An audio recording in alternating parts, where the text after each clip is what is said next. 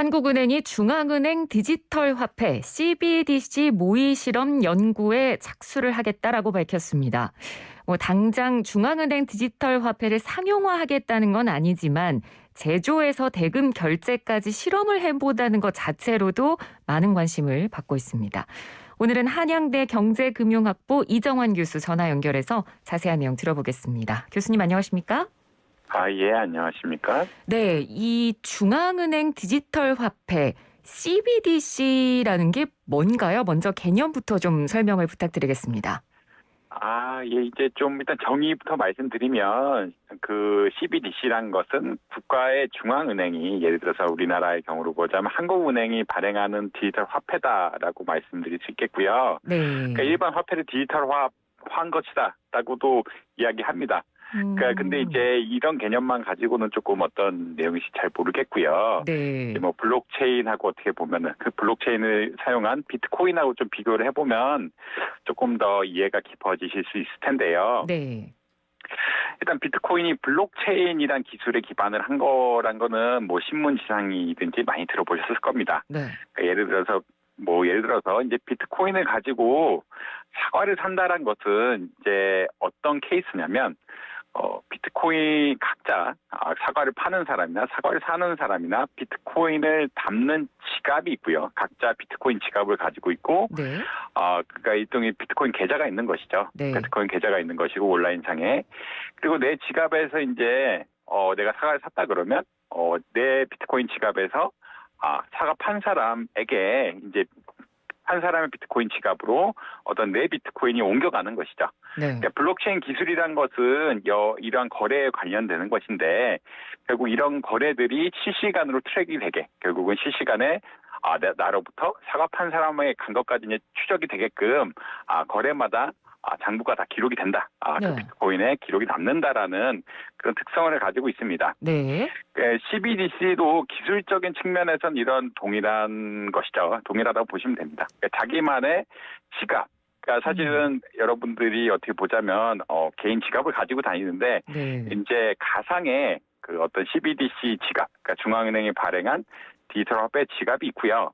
이 지갑에서 어떻게 보면 내가 물건을 산다고 이 디지털 지갑을 쓰겠다라고 하면은 내 지갑에서 다른 사람 지갑으로 어떻게 보면은 이런 화폐가 옮겨간다라고 보시면 될 것 같습니다. 네. 근데 이제 비트코인과 비교해 보면은 비트코인은 민간이 만들었죠. 민간이 만들었기 때문에 일종의 화폐는 아니고 상품이라고 보는 게 조금 더 맞을 수도 있고요. 그러니까 CBDC, 그러니까 중앙은행 디지털 화폐 같은 경우는 진짜 화폐입니다.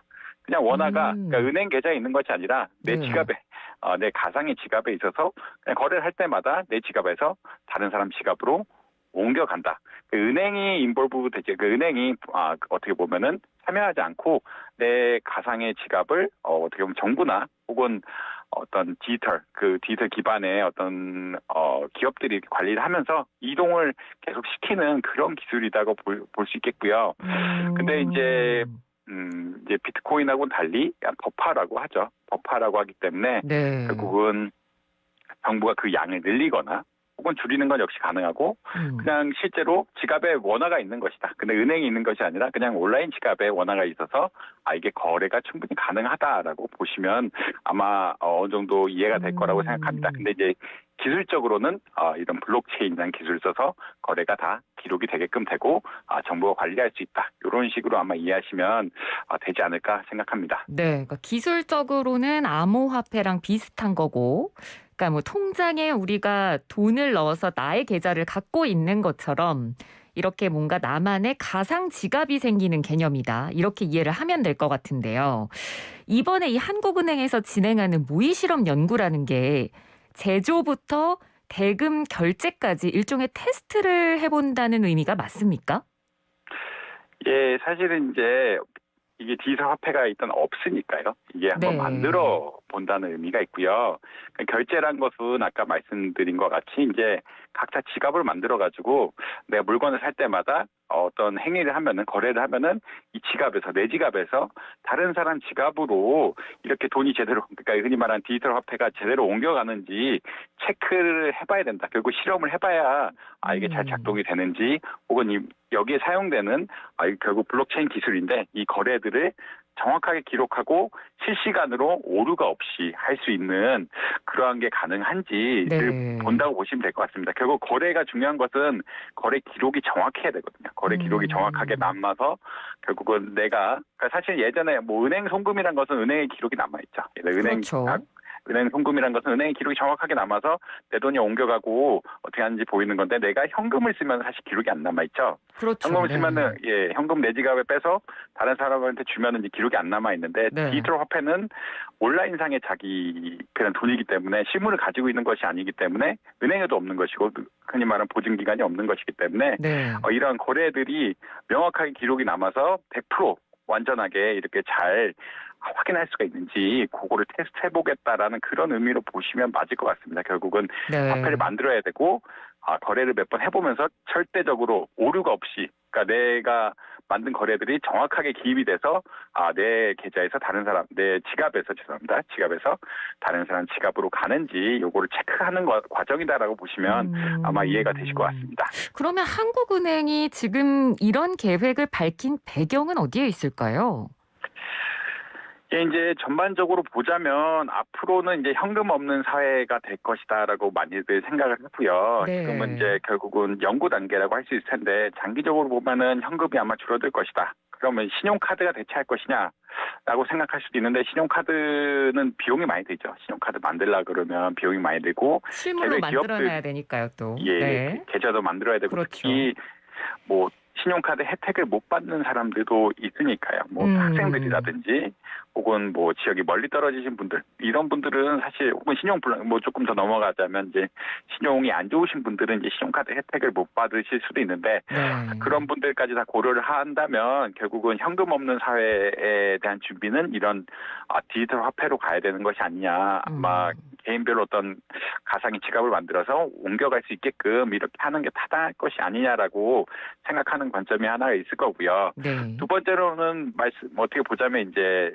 비트코인이나 혹은 뭐 페이스북에서 리브라 코인 같은 걸 만든다고 했는데 리브라 코인은 아니지만 리브라 같은 것을 만든다고 해서 결국 민간에서 이제 자꾸 이제 정부가 만드는 어떤 현금의 기능 그러니까 흔히 말하는 법화의 기능을 자꾸 어떻게 보자면 침범하려고 하는 이런 경향성들이 보이기 때문에 네. 이제 선제적으로 어떻게 보자면 이런 것들에 대해서 대응을 해서 정부가 가진 어떤 법화 발행 능력을 유지하고자 하는 그런 두 가지 기능이 공통적으로 있다고 보시면 아마 될 것 같습니다. 네.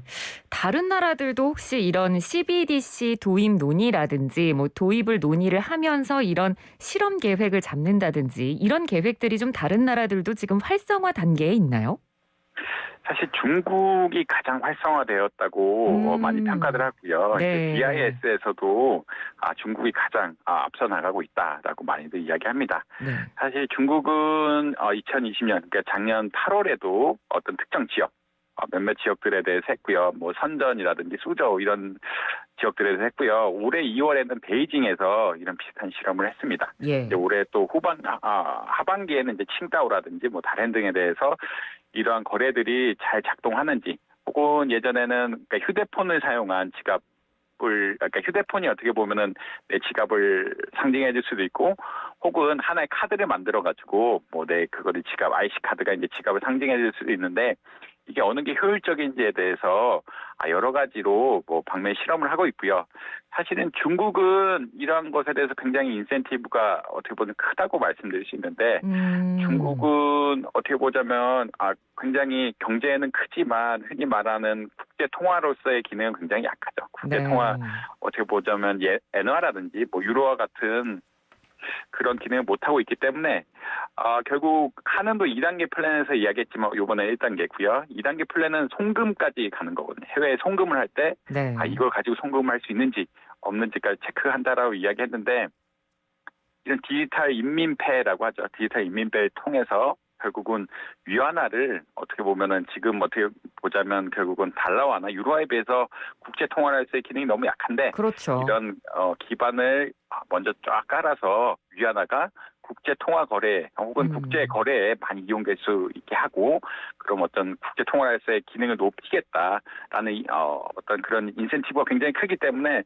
우리나라보다 더 빨리 하고 있고 다양한 형태의 어떤 디지털 지갑을 만들어서 시민들에게 시민들에게 부여하고 시민들이 어떻게 쓰는지 그리고 이러한 거래 자체가 완결적으로 잘 체크가 되는지 장기적으로 이제 송금까지 다 할 수 있는지를 체크하려고 노력 중이다라고 보시면 될 것 같습니다. 그러니까 말씀해주신 대로 중국이 뭐 위안화 절상 문제도 그렇고 이 통화로서의 파워가 세계적에서 상대적으로 좀 약하니까 디지털 화폐 쪽으로 이제 빨리 선회해서 좀 힘을 키우려는 양상을 보여주고 있는 것 같은데 일단 이번 이 한국은행의 모의 실험은요. 한국은행의 공식 입장은 모의 실험을 한다고 해서 디지털 화폐 도입을 전제로 한 건 아니다. 이렇게 딱 선을 그었더라고요. 그런데 뭐 최근에 가상화폐 열풍도 그렇고 중국 사례도 저희가 들었지만 세계적으로 디지털 화폐 도입은 뭐 기정사실이다라고 볼 수도 있지 않을까요?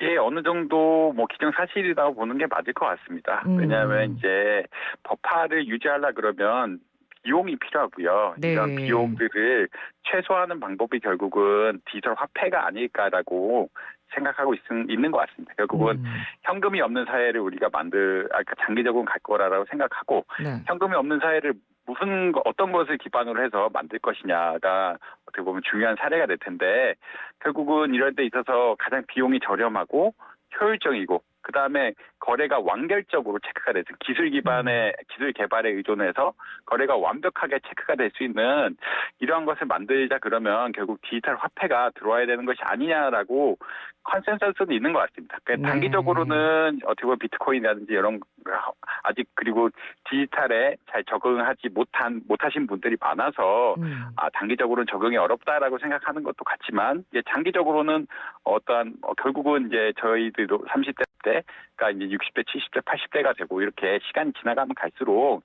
디지털에 대한 감수성이라고 이야기해야 될까요? 디지털 감수성은 점차 더 갖춰나가는 것이기 때문에 네. 이런 디지털 화폐가 장기적으로 도입돼야 될 것이 아니냐라고 많이 평가를 하고 있고 이것의 근간에는 어떤 효율성, 비용 차원에서 효율성 그리고 송금이라든지 결제 차원에서의 완결성 이런 것들이 같이 가고 있다라고 말씀드리면 될 것 같습니다. 네, 알겠습니다.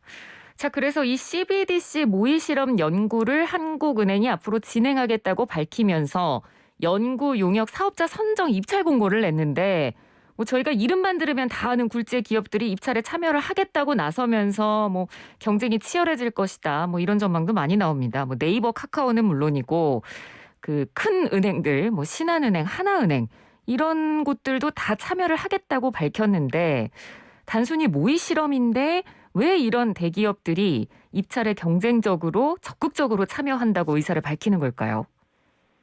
이제 장기적으로 이런 지갑 기술들이 중요해진다고 보는 것 같습니다. 중요해진다고 보는 것 같은데 사실은 미국에서 이런 지갑 기술을 선도하는 곳은 결국 페이팔이라는 그러니까 일론 머스크가 만든 이 페이팔이라는 거대 플랫폼인데요. 네. 뭐 페이팔 보시면 그러니까 혹시 거래 보신 분도 있겠지만 해외 거래 같은 거 할 때 이제 페이팔 통해서 거래를 많이 하게 되는데 이제 상대방의 돈을 얼마 어떻게 지급해야 되는지 이제 개런티가 안 되니까 이런 페이팔을 통해서 많이 거래를 하고 있는데 결국 이러한 지갑을 만드는 것이 장기적으로는 어떤 금융시장 플랫폼 그러니까 결국 지갑을 원화만 만들 수도 있지만 이 원화를 만들어서 또 예를 들어 달러도 미국에서 역시 CBDC를 만든다고 하면은 한국 사람들도 미국 달러의 지갑을 가져야 되고요. 미국 달러의 지갑을 가지려면은 뭔가 기술이 있어야 되는데 이 플랫폼을 뭐 해외 플랫폼을 이용할 수도 있겠죠. 페이팔 같은 해외 플랫폼이 있어서 해외 플랫폼이 이것을 장악하려고 할 가능성이 굉장히 높은데 네. 우리나라에서도 이렇게 경쟁력을 가지려 그러면 이미 국내에 원화 플랫폼을 만들고 원화 지갑을 만드는 기술력을 가지고 이것을 이행해 볼 수 있는 그런 역량을 가져야 되고요.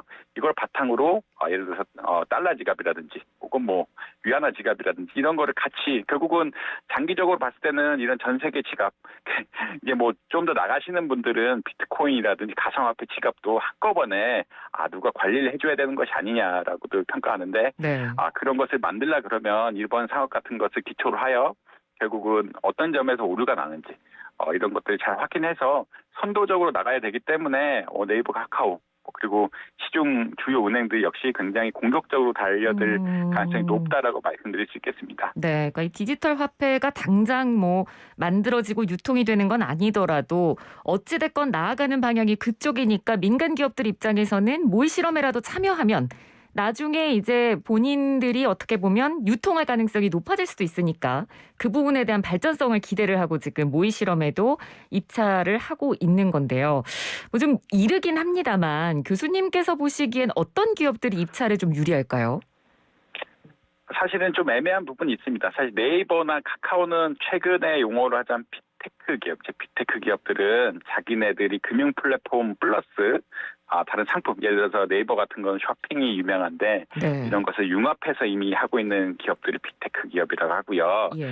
은행들은 사실은 그런 기업들은 아니에요. 은행들은 전통적인 은행들인데 이제 말해 핀테크 기업들하고 합쳐가지고 어떻게 보면 이런 기술 시스템을 장악하자라고 많이들 이야기하는데 최근 금융시장 상황을 보면은 이런 빅테크 기업들하고 뭐 시중은행들 간의 경쟁이 굉장히 치열합니다. 그러니까 시중은행들은 사실 디지털 플랫폼을 바꾸려고 하는데 어떻게 보자면 이제 네이버나 카카오한테 자기 기술을 넘겨주게 되면은 어떻게 뭐 흔히 말 좀 말이 그렇지만 먹힌다라는 네. 예, 뭐 그럴 예를 수도 들어서 있죠. 그런 거 있죠. 자기네들이 쌓은 어떤 마케팅 데이터라든지 이런 네. 것들 다 네이버랑 카카오한테 넘어가야 되니까 이거는 하면 안 된다.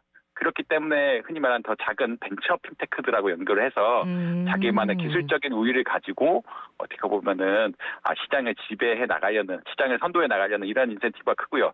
반면에 네이버, 카카오는 이쪽 시중은행들 지분을 받아가지고 넘어가야 하기 때문에 굉장히 경쟁적으로 할 거다. 네. 지금은 이런 지각 기술이라는 게 앞으로 향후 굉장히 유용한 기술이고 이게 블록체인하고 연결이 돼서 결국 굉장히 공격적으로 나갈 것이기 때문에 누가 앞선다라고 사실은 그러니까 결국 얼마나 공격적으로 이 사람들이 그 흔히 말하는 입찰에 나설 거냐가 중요하게 될 텐데 네. 그런 흔히 말하는 기존 은행과 핀테크 기업 그리고 핀테크 기업 간에 그냥 치열한 싸움이 되지 않을까 뭐 결국은 가격부터 해가지고 치열한 싸움이 되지 않을까라고 예측하고 있습니다. 네, 알겠습니다. 교수님 오늘 말씀 잘 들었습니다. 고맙습니다. 예, 감사합니다. 네, 지금까지 한양대학교 경제금융학부 이정환 교수였습니다.